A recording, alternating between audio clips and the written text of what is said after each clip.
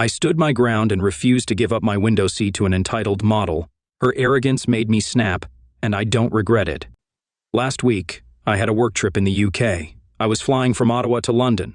Since my work was covering it, they already booked my seat in economy, and I got the window seat. When they loaded the plane up, I was the first to sit in my row.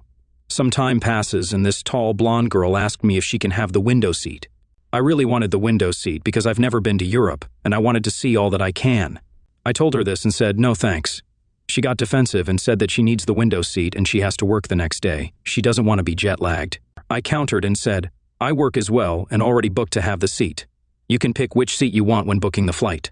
It went back and forth a little. She even asked to see my ticket to make sure I did have the window seat, even though she had the aisle seat. When she stopped making the fuss, she actually put her carry-on luggage in the middle seat. When the plane was about to take off, I didn't say anything because it really didn't affect me, but that's pretty bold. Sometime in the flight, she ruffles around in her bag and tries to pick up, and it bumps my table in front of me and spills my small cup of water.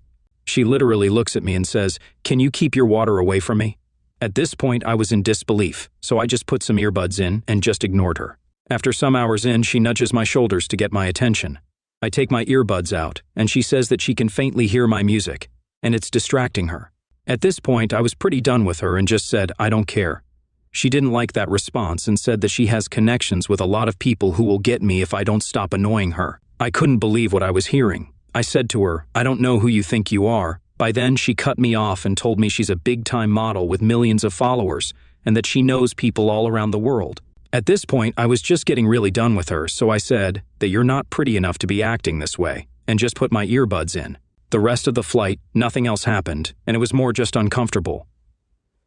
My girlfriend said I should have just given up my seat and avoided all of this, but I hate feeling like a doormat to people. You said at the very start of this post the seat was booked for you. You wanted the window seat. Why should you have to give it up for an entitled person who's been in an... So, no, you're definitely not the asshole to be in this situation. But I first came into it, and I saw that title. I thought, no, but one of those ones that's that tricks you, you know? And personally, I do like an airline story. There's always dramatic stuff going on planes, isn't there? But I maybe even would have went further and reported her, especially for the threat as well. That'd have been interesting to see what happened. But we'll start with Adventurous.803, who says, not the asshole. I would have reported her for threatening you. Why is she in economy if she's a big-time model? Good point. And Sly Dog says, oh man, I was so ready to bag on you based on the title, but then I read. And now I'm laughing and internet high-fiving you because I can't think of a better response after all of that. And Sarah says, not the asshole, and your girlfriend is so wrong. Sure, you could have appeased the entitled lady that threatened you, but why do that so she can continue to think it's okay to behave the way she did? And One Twist says, not the asshole. She was rude and entitled. It's probably the first time she's heard the word no in 1209. Saska says, not the asshole, and quotes, she's a big-time model with millions of followers, and then says, but in economy like the rest of us? And we have one more from Nin Opet saying, not the asshole. You can also complain to the flight attendant after she threatened you. Threats in the air are not taken lightly. Now, what would you do if you were in that situation? I know it can be very awkward for some people, for the confrontation side of things, but how would you deal with that? Let me know your thoughts in the comments below, and we'll move on to the next story. Story 2, and our next story comes from Stepmother Drama 77. Am I the asshole for laughing in my stepmom's face when she said she raised me and saying she didn't? I, female, 28, met my stepmom, a female, 30, yes, you read that right, when I was 17. My dad is 49. When they got married, he was 38, and she was 19. Disgusting, I know. My mom died when I was 10. When my dad told me how old she was, I honestly thought he was joking. She's less than 2 years older than me. I have 2 younger twin brothers who are 25 and a half, brother who is 5 and a half, sister who is about 18 months. I've never really bonded with her in a parent-child way, obviously, and we butt heads quite a lot when I was younger. I moved out at 19 just because I couldn't stand that acting like she had all this authority over me. I have a daughter who is the same age as my half-sister. We got pregnant about 4 months apart. We live in the same area, and it's a quite small town, and honestly, people didn't assume she's my stepmom. We go to the same mummy classes and groups, and I babysit for them often since I'm a stay-at-home mom. Us getting pregnant together has definitely brought us closer, but like in a friend way. Cut to last Thursday, my friend Tammy was hosting a mummy and me swim party thing because she just got a pool put in. I've gone to great lengths to ignore that she's my stepmom while we're around these people. I haven't brought it up, and Neither is she. We were all in the pool when I got up to grab a drink, and she asked me if I could get her one. I jokingly said, no. We all laughed, and she said, it's times like these I wish I could still ground you. Our friends looked confused. She mentioned the fact that she was my stepmom. They were all confused, and I was immediately in a bad mood. They started asking her what that was like, and she said, it's definitely hard to raise 3 kids at 19. And I laughed. She looked caught off guard, and I said, I moved out a year after you moved in, and my brothers followed when they turned 18. She looked hurt but laughed it off and made an excuse to leave. I thought it was all good until my dad called me later the day to tell me that was an asshole thing to say. He said I hurt her feelings and embarrassed her, and she felt that I finally respected her as a mother after all these years before this. I then laughed and hung up. My husband says I'm right, but we haven't spoken since. I feel like they want me to apologize. Am I the asshole for saying this? And we're gonna start straight away with Ferrero28 on this one, saying, wow.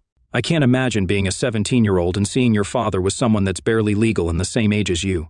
First off, your father is kinda gross for that, and I am so sorry to endure that grossness. Second, she had no part of raising you at all, and she knows that. So I'm confused as to why she's pushing being a mother figure for you. You're not the asshole at all. She's pushing a narrative that's clearly not true, and you had every right to put her in her place. I will never understand men like your father, but I would love to know how your younger brothers feel about their relationship. And how Shady says, not the asshole. She decided to get clever, you put her in her place. She tried a power play, and it failed spectacularly. At the end of the day, she's just embarrassed. It's not your problem. You didn't start the conversation, you just ended it. And a Mega Beads of Rice says, not the asshole. So many things I could say, but I'll keep it short. 1, your dad's fault, truthfully. 2, she opened that can of worms. 3, she basically took credit for the fruits of others' labor just because she was there in the last little bit after all the hard work was done. 4, she was a child herself still. 5, reiterating, it is your dad's fault for marrying a child, mentally and borderline physically. And Adar says, not the asshole, your dad on the other hand. And one more from Rabbit saying, not the asshole. She's the one who had to make it weird by bringing it up. I'm sure all those people were doing the math in their head, thinking, raised? She's 2 years older than you. She needs to get a grip. She's hardly your mother. Now, how would you feel if you put yourself in Op's shoes and you were in that situation? Let me know your thoughts in the comments below, and we'll move on to another story. Story 3, and our next story comes from a Throw for Privacy 5. Am I the asshole for refusing to let my stepson return home without punishment after he ruined my daughter's book collection? My biological 12-year-old daughter, Susan, likes to collect and read old children's books. She's become an incredible reader. She had problems with reading and learning before, and we were advised to encourage her to read, and ever since she started reading, which she does regularly, her skills improved. She also reads to her 2-year-old sister every night. I have a 16-year-old stepson, Levi, who can be a hothead sometimes. We don't have a son-dad relationship, but I respect him, and he respects me, although he can act quite mean and selfish towards me and his sisters. He throws away stuff that belongs to us over small arguments and teases Susan for spending a lot of time to read, calling her grandma. My wife and I discussed his behavior, had conversations, and agreed on punishments. But Levi goes to his dad's place whenever it caused troubles and have his dad yell at me for wanting to discuss a suitable punishment. Then, Levi comes over days later, expecting me to let go of what he did every time. It's frustrating. I got a call at work from Susan saying Levi took her entire book collection and threw them in the pool after she refused to lend him and his friends her camera for his trip. My wife helped get them out, but they were all wet, and some were torn. It was horrific because some of those books are hard to get and meant a lot to Susan as part of her life. I was so mad at Levi. I came home to a conversation with my wife to decide on the punishment, but he already packed a small bag and went to his dad's. I asked my wife how could she let him basically run after doing this, and she said he called his dad, and he came to pick him up after Susan said that I was coming home to deal with a problem. I went to his dad's house, and he refused to let me see him.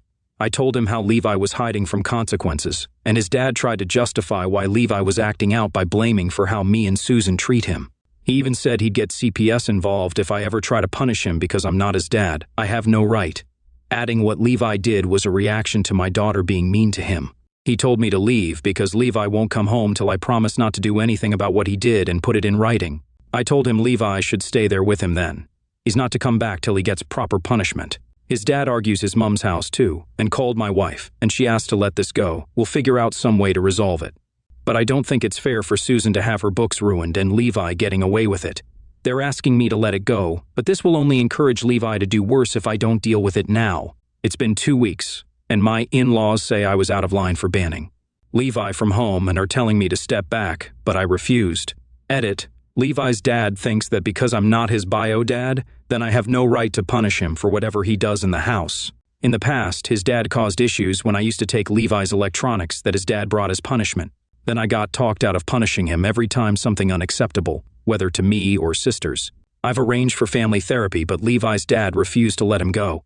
Edit. I'd like to mention that my in-law said that Levi is willing to apologize to Susan, and so this should be enough to get it over with. But I kept saying no, and for that, I'm being considered at fault. Now, as always, we've had previous stories that's very, very similar to this situation before, and it's like if OP was just to let this go now, it's just showing the daughter, that her feelings are not really valid in this situation, and letting Levi get away without any consequences whatsoever. It makes no sense. I totally back what you're doing on this one, OP, and both the parents are enabling him to get away with stuff at the moment. So I've got to say you're not the asshole in this one to me.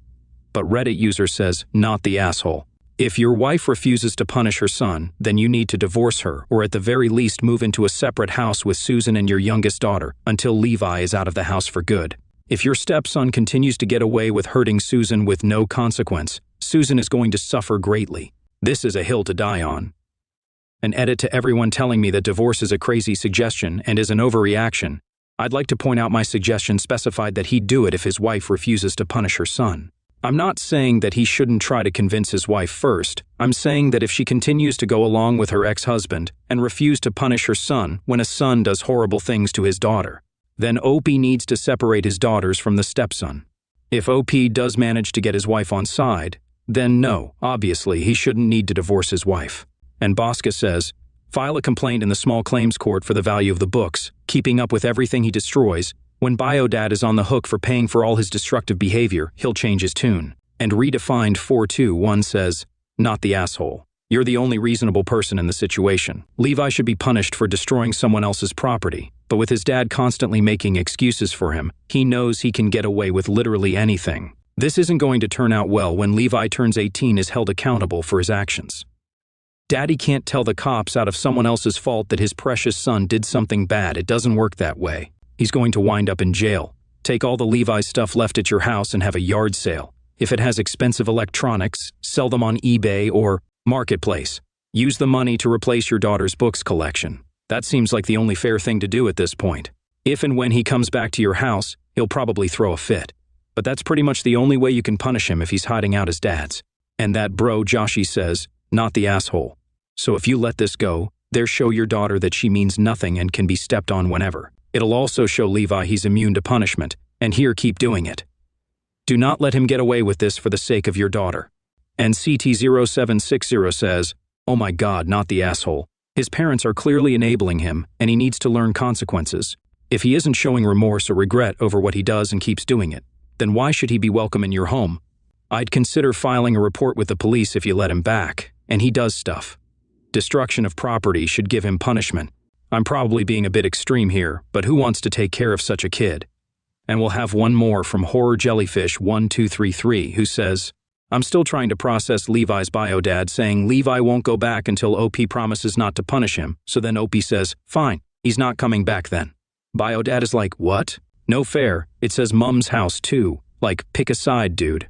Also, not the asshole. Do not let him back in the house after the way he treated your daughter. Now, what would you do in this situation? It's got to be a tricky situation with the family dynamics and everything. Let me know your thoughts in the comments below, and we'll move on to the next story. Story 4, and our next story comes from a throwaway account. Am I the asshole for telling my girlfriend my mother died when she was really in prison? My girlfriend, 24 female, and I, 25 male, had been together for 2.5 years, and on the first date, she asked about my family, and I blanked and said my mum died of cancer. She told me 5 minutes before that her mum was battling cancer, and I had to make up something on the spot, so defaulted to cancer. That got a lot of sympathy from her, which I felt guilty about. I should have told her after a while, but I was embarrassed that my mother was an addict and was afraid she would probably be angry about the initial lie. So I never said anything. My mother was actually in prison for drug possession with intent to distribute. She has been an addict since I was 9, and my dad got full custody of me since then. My mother has been in and out of prison and rehab constantly. I've only met her a handful of times afterwards because she's always in some kind of facility. I don't like thinking about her because it's painful to think she didn't love me enough to stay sober. She had started writing letters to me, and my dad encouraged me to respond. I started doing that, and it graduated the phone calls. She got out recently, so the phone calls got more frequent. I don't want to get my hopes up, but I want her to have changed. Girlfriend heard one of these and asked who I was calling. I told her, no one. It should be obvious I'm a terrible liar, and she seemed to take my word for it. I contacted my mother a few more times and hid in the bathroom to talk with her. I think girlfriend got suspicious I was cheating on her because she looked through my phone. She confronted me and told me she called the number, and it was from an older lady. I wanted to know what was up. I told her the truth, and she got angry. When I told her I wasn't ready to tell her something so personal, she accused me of lying when I told her I wanted to get engaged. We had been talking about it for a few months, and I've been saving for a ring. I told her I didn't lie about that, and she told me if I didn't feel ready to talk about my mother with her, I wasn't ready to marry her. I don't know where she got that association, but she has refused to talk about any engagement plan since. It's been a few months, and we're still together, but I can tell she doesn't feel the same way as before she found out. Now, I may get hated on for my take on this one. Absolutely, I'm going to say that OP is the asshole in the situation for lying on the initial date. They are lying, that they are so for saying it's cancer. But I do get the anxiety involved on the first date like that, and I'm putting myself back, full of social anxiety, absolutely full of it. And I met someone at this time, and we got along great. It was a first date. We actually met online strangely, but went on this date and we went out, had a great evening, all that kind of stuff. And we met again, and one time she wanted to drop me off at my house, and I was too embarrassed because of the area I lived. It was central Oxford. It was a pretty rough area, and I was embarrassed about where I lived. And I know that's shameful to say, but that's the way I felt at the time. It was anxiety towards that. And yes, I'm embarrassed that I was anxious at the time because of that. It was arsehole-ish of me to feel that way. And I got the person to drop me off further outside of where I lived and made up excuses for it. And that was a huge move on my part, but I do understand OP's anxiety from that point of view. It doesn't excuse their assholishness, but I do understand it. But the fact that they continued to lie and, when it was always going to come out in the end, makes them a bigger. But Jenny Lou, who says, "You're the asshole," I don't think you needed to say where your mom was exactly. You could have just said she isn't in your life. But lying and saying she died of cancer and continuing to lie makes you the asshole. And Sick Dave says, "You're the asshole. Saying your mother was dead was an asshole move since she was killed by cancer minutes after your now girlfriend told you her own mother was battling I literally can't find the words. No judgment of your relationship with your mother. It's a complication I won't pretend to understand. Hopefully, she stays sober." And Amelia Thursday 2010 says, "You're the asshole. Cancer? Why not AIDS? Why not sold into human trafficking? My dad died of cancer. It was awful. And do you know where I wish he was now? Literally anywhere, including prison, because that'd still be better than cancer. You had 2.5 years. She will leave you, and what she does, try to hold back from telling people your ex died of cancer."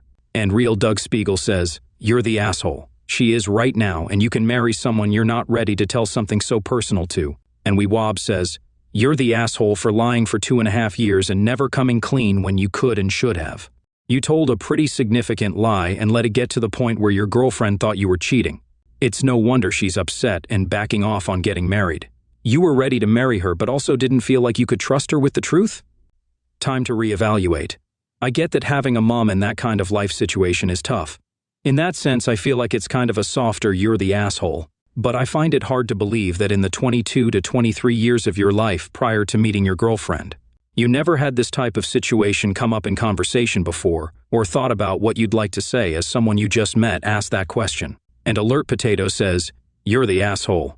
There's lots of ways you could have been honest without disclosing the full truth. Instead, you latched onto your date's trauma and used it to concoct a lie about your past.